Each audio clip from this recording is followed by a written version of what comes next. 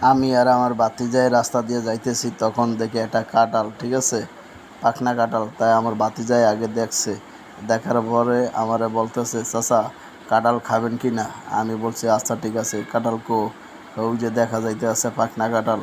আমি বললাম ঠিক আছে লই আয়। তাই ও ওই কাঁঠাল পাড়তে গেছে, দেখেন কিভাবে পারে। দেখেন ওই যে দেখা যাইতে আছে কাঁঠাল পাড়তে আছে। গাছ পাকনা কাঁঠাল খাইতে যে কত মজা, একমাত্র যে খায় সেই বোঝে। ওই দেখেন কাঁঠাল পাড়তেছে, ওই যে দেখা যায় এই যে নিয়ে এলো, এই দেখেন, এই যে নিয়ে আইসা বললো, নিয়ে সামনে গেলাম, সামনে নিয়ে চিন্তা ভাবনা করছি যে সামনে এই যে পাখনার কাঁঠালটা, আও দেখছেন কত সুন্দর গাছ পাকনা, এই রে পুরো হলুদ হয়ে গেছে পাইকা।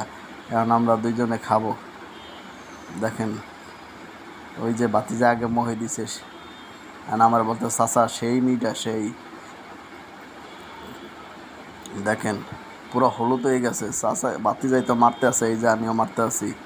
আই রে সেই মজা লাগতে আছে, পাই কি যে মিষ্টি ভাই খাইতে, একমাত্র যে খাই